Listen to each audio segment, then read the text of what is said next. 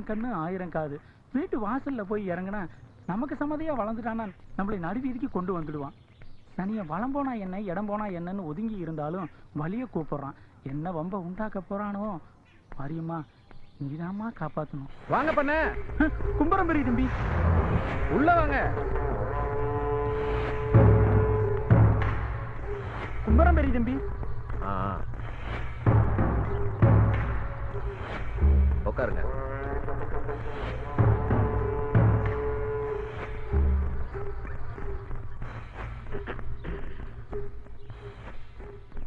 இந்த சனியனும் வந்திருக்கானா? ரொம்ப விலை கொடுத்து வாங்குறவனாச்சே. பண்ண நாங்க எல்லாம் பேசி முடிச்சதுக்கு அப்புறம் மெல்லமா வரீங்க. நீங்க இந்த சங்க உறுப்பினர் இல்ல, அதனால உங்களை நான் மன்னிக்கிறேன். நெல் உற்பத்தியாளர் சங்கத்துக்கு நான் தலைவரானதும் நம்ம பக்கத்துல இருக்க மிராசுங்க எல்லாம் சேர்ந்துட்டாங்க. நீங்க மட்டும்தான் இன்னும் சேரல. நானும் சேர்ந்துறேன் பெரிய தம்பி. ரொம்ப சந்தோஷம்.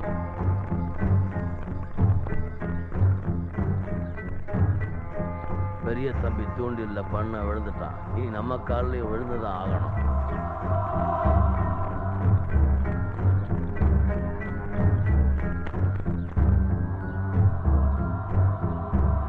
பண்ண விவசாய தொழிலாளர் சங்கத்துல சேர்ந்துட்டோன்ற திமிரல உங்க ஒரு கூலிக்கார பசங்க என்னையே எதிர்க்கிற அளவுக்கு துணிஞ்சிட்டானுங்க. தான் பக்கத்து ஊரான்களே தலைவரால அடக்க முடியலன்னு மத்த மிராசுங்க குறை சொல்றது எனக்கு அவமானமா இருக்கு. அவங்களை அடக்கி ஒடுக்கணும். சரி பெரிய தம்பி. அந்த பயல்களை இடுப்புல வேட்டி கட்ட விடாதீங்க, செருப்பு போட விடாதீங்க, தலைப்பாடா அடிச்சுக்கிட்ட. நீங்க மட்டும் கேட்கல. அதோட விளைவுதா இப்ப அவனுங்க சமத்துவம் பேசிக்கிட்டு வேட்டி வாங்கணும், சட்டை தைக்கணும், செருப்பு போடணும்னு கூலியை உயர்த்தி கேட்கிறானுங்க. நீங்களும் மறுபேச்சு பேசாம கொடுத்துக்கிட்டே வரீங்க.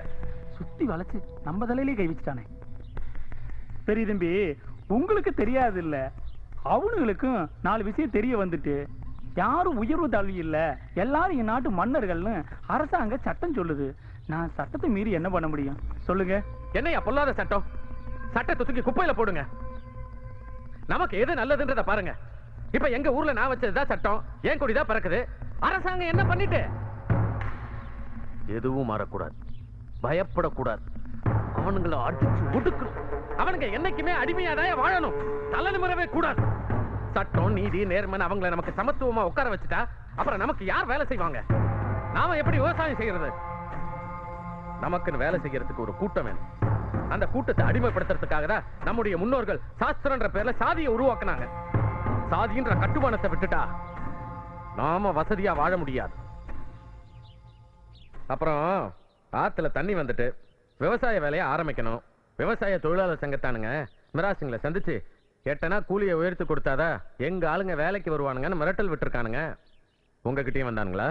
டீ கடைக்காரன் வந்து 8 கூலியை உயர்த்தி தரணும்னு கேட்டான். நீங்க என்ன பதில் சொன்னீங்க? நான் அக்கம் பக்கம் விசாரிச்சுட்டு தான் தர முடியும்னு சொன்னேன். விலைவாசி ஏறிட்டு அப்படி இப்படின்னு புலம்பனா. நான் யோசிச்சு சொல்றேன்னு சொல்லி அனுப்பிட்டேன். இல்லையே, நீங்க 8 சேர்த்து தர ஒத்துக்கிட்டதா தகவல் வந்தது. ஐயோ சத்தியமா இல்ல தம்பி. பண்ண நீங்க நெல் உற்பத்தியாளர் சங்கத்துல சேர்ந்துட்டீங்க. இனி ஏன் உத்தரவு இல்லாம கூலியை உயர்த்தி தரக்கூடாது. சரிங்க பெரிய தம்பி. 5 மாசமா வேலை இல்லாம அரை வயிறும் கால் வயிறும் கஞ்சி குடிச்சு உயிர் வாழ்ந்தான். ஆத்துல தண்ணி வந்துட்டு இன்னைக்கு வயிறார சாப்பிடலாம்னு நினைச்சா படுவாய் பெரிய தம்பி நமக்கு வேலை கொடுக்க கூடாதுன்னு மிராசுகளை தடுத்து நம்ம வயிற்றுல மண்ணள்ளி போடுறான். இனி நாம எப்படி உயிர் வாழ்றது? பண்ணையா நெல் உற்பத்தியாளர் சங்கத்தில் சேருவாருன்னு நான் கனவுல கூட நினைக்கல தலைவரே.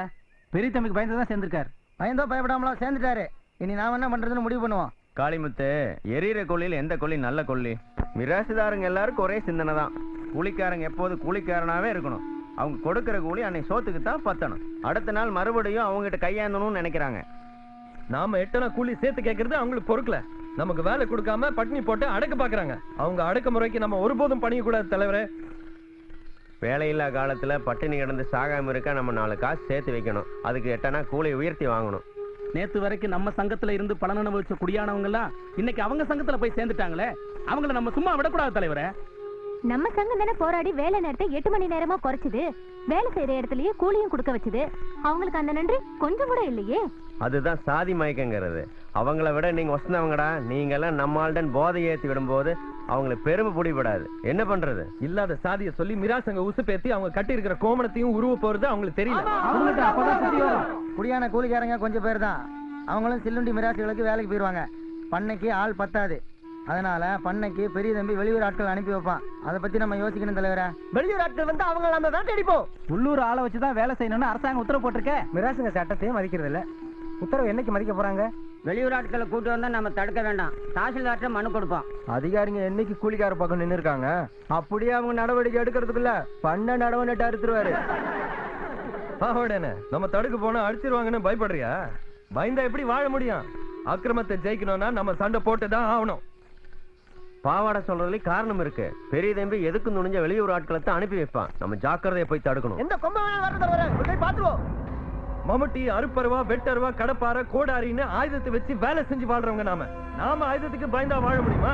நம்ம பொழப்புல மண்ணெளி போட வர அடியாட்கள் எல்லாம் அடிச்சு வெட்டுவோம். சாதியை வச்சு கூலிக்காரங்களை பிரிச்ச ராமனூசா வந்தானா அவன் மண்டை உடைப்போம். அவனுங்க என் சந்தோஷத்தை கெடுத்து என் ஆட்களை அடிச்சு எனக்கே எமன்னு சவால் விட்டுருக்கானுங்க. நான் எதிர்பார்த்த நேரம் வந்துட்டு அவனுக்கு பட்டினி கிடந்து சாகட்டும்.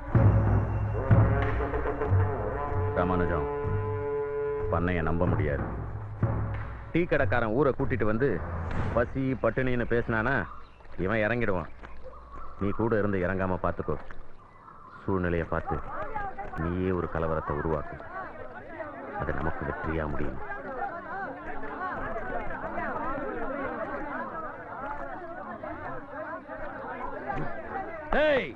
நம்ம ஆளுங்க வாங்கடா வாங்கடா வாங்கடா.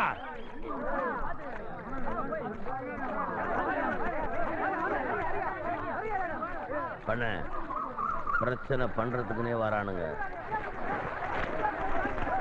அவனுங்க பேச்சுல நியாயம் இருக்கு, அது இருக்கு, இருக்குன்னு வாங்கிடாதீங்க. அவனுக்கு வேலை செய்யறதா செய்யட்டும். ஆனா அதே பழைய கூலிதான் தருவோன்னு கண்டிச்சு சொல்லிடுங்க.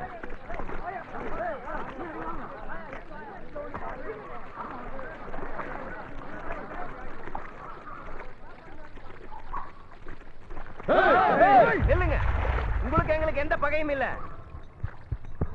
போயிடுங்க. வீணா நெல்லு குறமாயிடாதீங்க. என்ன முத்துசாமி, அடிக்க ஆள் திரட்டிட்டு வந்திருக்கியா? பண்ணையா, வேலை செய்யறது எங்க வேலை, சண்டை போடுறது எங்க வேலை இல்ல. சும்மா தற்காப்பு தான் கம்பு எடுத்துட்டு வந்திருக்கோம். என்னைக்காவது உங்க முன்னாடி கை உயர்த்திருக்குமா? அப்ப வேலை செய்ய வந்திருக்கீங்களா? தாராளமா செய்யுங்க. அதே கூலிதான். எட்டனா உயர்த்தி தர மாட்டேன். இஷ்டம்னா செய்யுங்க, இல்ல வந்த வழியே போயிடுங்க. 10 வருஷமா கூலியை உயர்த்தவே இல்லைங்க. விலைவாசி வேற ஏறிட்டே போகுது. ஒரு படி அரிசி 3 ரூபாய்க்கு விக்குது. 5 ரூபாய் இருந்தா தான் ஒரு வேளை சோறே சாப்பிட முடியும். நீங்க கொடுக்கற கூலி ஒரு வேளை சோத்துக்காவது 10 வேணாம் ஐயா. உன் கஷ்டத்தை நீ சொல்ற, உனக்கு என் கஷ்டம் புரிய மாட்டேங்குது. போறோம் பூச்சி மருந்து விலையெல்லாம் கடுமையா ஏறிட்டு, புயல் வெள்ளம்னா பயிரெல்லாம் சேதமாயிடுது. கடனை உடனே வாங்கி நிலத்துல போட்டுட்டு திருப்பி எடுக்க முடியாம நாங்க ரொம்ப கஷ்டப்படுறோம். நெல்லு விலைய அரசாங்கம் போன வருஷம் உயர்த்தி கொடுத்துருக்கு. அதனாலதான் கூலியை உயர்த்தி கேட்கறோம். அதுவும் 8 உயர்த்தி கேட்கறோம். நெல் விலையை உயர்த்தணும்னு உங்களோட சேர்ந்து நாங்களும் தானே போராடணும். அரசாங்கம் நெல் விலையை உயர்த்துக்கும் போது நீங்களும் கூலி உயர்த்துறது தானே முறை. இஷ்டம் வந்தா வேலை செய்யுங்கடா, இல்ல நடைய கட்டுங்கடா. ஐயா பெரிய மனுஷா, நாங்க உங்ககிட்ட பேசல, எங்க பண்ணையா கிட்ட பேசிக்கிறோம். நீங்க பொத்திக்கங்க.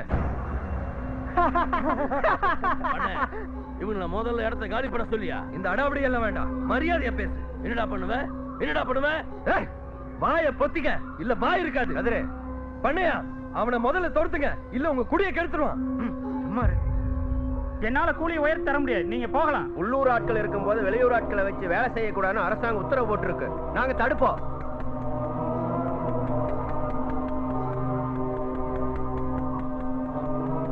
பண்ண இவனுங்க மிரட்டலுக்கெல்லாம் பயப்படக்கூடாது. இவனுங்களால நம்ம மரியாதையா பேசுங்க, இல்ல மரியாதை கட்டும். என்னடா பண்ணுவ? பாரதேசி பயிர்களா அடிங்கடா.